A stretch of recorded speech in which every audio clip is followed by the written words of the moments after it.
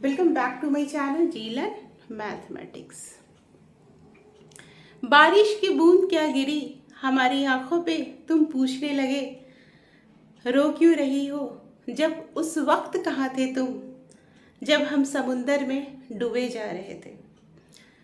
And this is likely and unlikely related to students. वो कैसे, हम आपको वीडियो के साथ साथ आप बने रहिए, हम आपको उसके बारे में भी बताते हैं। और हम लोग मजे मस्ती में ये जी एडवांस के फिजिक्स क्वेश्चन भी करते हैं। ऐसे आप क्वेश्चन को देखोगे तो बहुत बड़ा दिख रहा है and it will take time. So सब मज़ा मस्ती के साथ साथ हम लोग ये क्वेश्चन करते हैं, तो मेरे साथ कंप्लीट वीडियो को देखना। क्या क्वेश्चन है? One end of a horizontal uniform weight W and beam of weight, ये बीम है ना, हर जगह अटैच, वहां से अल्फा W वेट जो है लगा हुआ है और ये वॉल से अटैच्ड। और लेकिन यहाँ से एक रोप लगा है, मासलेस रोप, बट वो मैक्सिमम टेंशन कितना सस्टेन कर सकता है? 2√2W। Then which of the following are the correct? There are so many options. तो जी एडवांस में ऐसे ही करते हैं। कभी कभी आपको लगेगा कि क्वेश्चन ही क्या है, आधा तो गायब ही है। They are directly asking for the concept and visualisations and thinking. तो देखो, but question is not very tough, you can do it. हम लोग पहला काम क्या करते हैं, इस पे फ्री बॉडी डायग्राम खींचते हैं। तो इस पे फ्री बॉडी डायग्राम कैसे खींचेंगे? ये वॉल है, this is the wall and ये बीम है, तो इससे दो रिएक्शन फोर्स लगेगा, R1 एंड R2, और ये टेंशन T है। ठीक है, ये टेंशन T है और ये एंगल वी डोंट नो, ये एंगल हमको पता नहीं है। ये बीम है W, तो इसके मिड पॉइंट से क्या लगेगा? इसका वेट अटैच लगेगा, इसके सेंटर ऑफ मास है, तो हम W लिख लेते हैं इसको। ये एंगल क्या है? आप बता सकते हो ना, this one is L and this one is L, then this angle is automatically 45 degree. तो वो आपको दिया नहीं रहेगा। कभी कभी आप लोग जैसे जेई मेन में क्वेश्चन डायरेक्टली बना दो, एंगल दिया, ये दिया, वो दिया, थोड़ा सा आपको कैलकुलेशन करना, but not same in JEE advance. तो यहाँ देखो ये 45 डिग्री है। अब सिर्फ हमको करना, अब मैंने आपको एक चीज बताया, ये जो हम अटैच्ड है बीम, तो इसके दो रिएक्शन फोर्स लगेंगे, R1 एंड R2। बच्चे रिएक्शन फोर्स से थोड़े कम क्वेश्चन करते हैं। ज़्यादातर आपने स्टेयर्स वाला क्वेश्चन क्या होगा कि लैडर अटैच रहता है तो दोनों साइड से रिएक्शन फोर्स लगाते हैं, R1 R2। हाँ, यहाँ पे यही दिया हुआ है। तो इसमें कितना मैक्सिमम, अब बोलोगे यहाँ पे फ्रिक्शन और ये वो नहीं हो, बस आपको सिर्फ रिएक्शन फोर्स दिया हो, कुछ इस तरह का कुछ ये नहीं लिया है कि आपको यहाँ पे स्लाइडर नहीं है, अटैच नहीं, ज्वाइंट है यहाँ पे बनाया हुआ। ठीक है, तो कैसे कैसे हम लोग करते हैं देखो ये T है, तो इसका फ्री बॉडी डायग्राम क्या होगा? ये T साइन 45 डिग्री होगा, ये W है, ये अल्फा W है, और इस साइड एक और फोर्स लगेगा, that is T cos 45 degree, है ना। तो हॉरिजॉन्टल डायरेक्शन का फोर्स क्या होगा, उसको हम लोग लिखते हैं सिग्मा Fx बराबर 0। तो हॉरिजॉन्टल डायरेक्शन में T cos 45 डिग्री और रिएक्शन R2 के अलावा कुछ दिख तो नहीं रहा है हमें।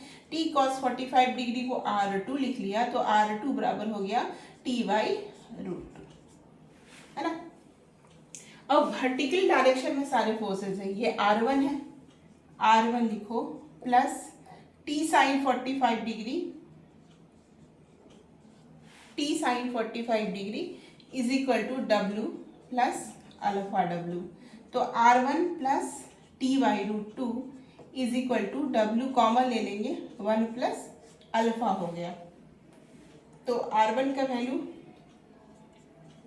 W 1 plus alpha minus T/√2 आ गया। लेकिन अब हमको कुछ और भी सोचना होगा, वो क्या हो? देखो, अगर हॉरिजॉन्टल डायरेक्शन के फोर्स के कारण टॉर्क की बात करें तो क्या होगा? 0 होगा। क्यों? क्योंकि वो सेम लाइन ऑफ सेंटर पे है। तो वर्टिकल डायरेक्शन में अगर यहाँ पे हमारा ये फोर्स T साइन 45 डिग्री और टॉर्क अबाउट दिस पॉइंट निकालते हैं, तो क्या आ जाएगा? T साइन 45 डिग्री इनटू ये डिस्टेंस क्या है? L। एंड बाकी और क्या करें हम लोग? फिर यहाँ पे देखो, ये वर्टिकल डायरेक्शन में इक्वल एंड अपोजिट बनेगा, W into L/2 plus alpha W into L।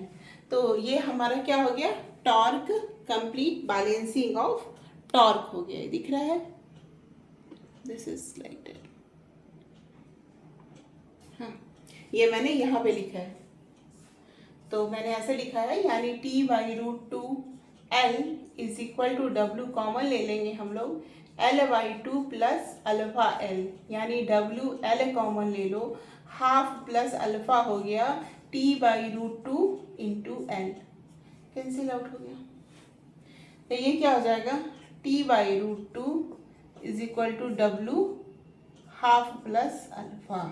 तो T का वैल्यू आ गया और T/√2 का वैल्यू हम लोग यहाँ डाल देंगे तो R1 आ जाएगा। ये क्या है, WL कॉमन ले लेते हैं, तो ये हो गया हमारा L तो कैंसिल आउट हो गया, T/√2 WL plus half alpha, WL plus half. तो ये आ गया हमारा T/√2 का value. W alpha cancel out हो जाएगा, W हो जाएगा माइनस ये हो जाएगा W/2, यानी इसको W/2 ही बोल देंगे, यानी R1 is equal to W/2 आया। और ये आया हमारा R1 के केस में, और R2 हमारा आया था T/√2 आया था। ये R2 हमारा क्या आया था, T/√2 आया था। देखो, this is our R2 and this is our R1। अब हम लोग इसके ऑप्शन पे जाते हैं। The vertical component of reaction force at O does not depend on alpha. ठीक है, वर्टिकल इसमें से आपको which of the following are correct बताना है। एंड वर्टिकल रिएक्शन फोर्स हमारा क्या क्या है, ये R1 है। तो R1 क्या आया था, W/2 आया था। देखो कितना आराम से आंसर आ गया, तो एक तो आंसर आपका करेक्ट हो गया, A। The horizontal component of the reaction force at O is equal to W। ऐसा कह रहा है कि फॉर अल्फा बराबर 0.5, तो फॉर अल्फा बराबर 0.5, तो R1 का R2 का वैल्यू क्या आया हमारा, T/√2, और T/√2 का वैल्यू क्या है, अल्फा L प्लस हाफ दिख रहा है, एक सेकेंड दिख नहीं रहा, ओके अब दिख रहा है। देखो R1 का वैल्यू क्या आया, W/2 आया। कैसे आया, ये तो हमने यहीं पे लाया था बैलेंस करके हॉरिजॉन्टल एंड वर्टिकल फोर्स को। R2 का वैल्यू आ गया था T/√2, और T/√2 का वैल्यू यहाँ देखो एक बार, this is the value of T/√2, ये आया था। अब इस T/√2 में अगर अल्फा का वैल्यू हम लोग 0.5 डाल देंगे तो 0.5 प्लस 0.5 क्या हो जाएगा, W हो जाएगा, यानी T बराबर क्या हो जाएगा, √2 W। तो ये क्या कह रहा है कि the tension in the rope is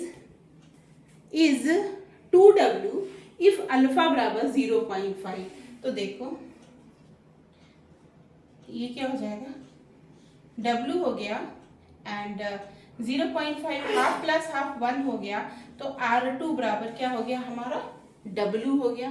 तो ये वाला कंडीशन हमारा किस में कहा जा रहा है, B, ये B का इज दी होराइजन का ratio L equal to W, यानी कि B, यानी B जो ऑप्शन है ना ये हमारा करेक्ट है। The tension in the rope is 2W if is alpha, और ये गलत है क्योंकि ये अगर सही हुआ तो ये गलत तो होगा ही, बिकॉज ये टेंशन हमारा क्या है, T बराबर √2W आ रहा है, जो कि मैंने आपको यहाँ देखो एक बार ये आया ना, T बराबर √2W, थोड़ा सा दिख रहा है, T बराबर √2W। तो ये हमारा आया यहाँ। तो ये जो है थर्ड ऑप्शन में ऐसा बोल रहा है कि 2W होगा, तो ये गलत है। And the rope breaks if alpha is greater than 1.5। अब कह रहे हैं कि रोप ब्रेक होगा जब अल्फा इज ग्रेटर देन, अब देखो T बराबर √2W अल्फा प्लस 1 हाफ दे देते हैं। तो T का यहाँ पे क्वेश्चन में क्या है कि मैक्सिमम टेंशन क्या होना चाहिए, 2√2W होगा ना, 2√2W।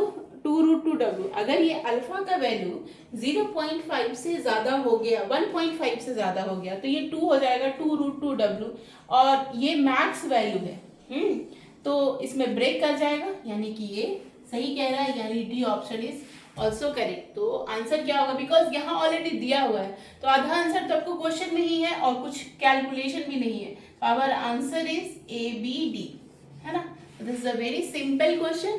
बस ओनली आपको दो काम करना था, जो न्यूटन्स लॉज ऑफ मोशन के फ्री बॉडी डायग्राम बनाना था, जो कि बहुत टफ नहीं था, बहुत इजी, क्योंकि एक्सेलरेशन का कोई वेरिएशन नहीं है, कुछ वेलोसिटी चेंजेस नहीं हो रहे हैं, तो आपको सिर्फ diagram banana. And the second important torque, torque में भी ऊपर नीचे दिया हुआ है, तो एक पॉजिटिव एक, उसमें भी डायरेक्शन का गलत होने से भी आपका बच सकता है। एंड बाकी सारे कंडीशन दिया हुआ ऑप्शन के हिसाब से स्टेप बाय स्टेप चलेंगे तो हमारा क्वेश्चन सॉल्व हो जाएगा। तो मैंने आपके साथ थोड़ा टाइम स्पेंड करके टाइम लगाया, तो इतना टाइम लगा, but if you will solve it genuinely तो 2 to 3 minutes you can solve it this question. तो हाँ, हमने आपको एक बात बताया था, उसका क्या मतलब होता है ये देख लें।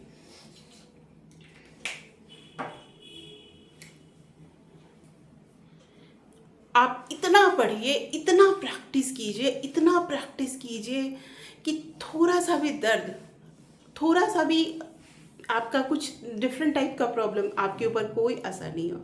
आपका बस ध्यान का आना चाहिए आइज़, फिश की आइज़ पे, फिश कैसे मूव करना है, कर रहा है, ये ध्यान नहीं होना चाहिए। अगर किसी छोटे छोटे टेस्ट में हो सकता है आपके नंबर कम आ जाए, ज़्यादा आ जाए, बट ओनली आपको क्या ध्यान देना, लर्निंग पे ध्यान देना है। मार्क्स और रिजल्ट आपको फॉलो करेगा, आप उनको फॉलो नहीं करोगे। तो carry on guys, thank you.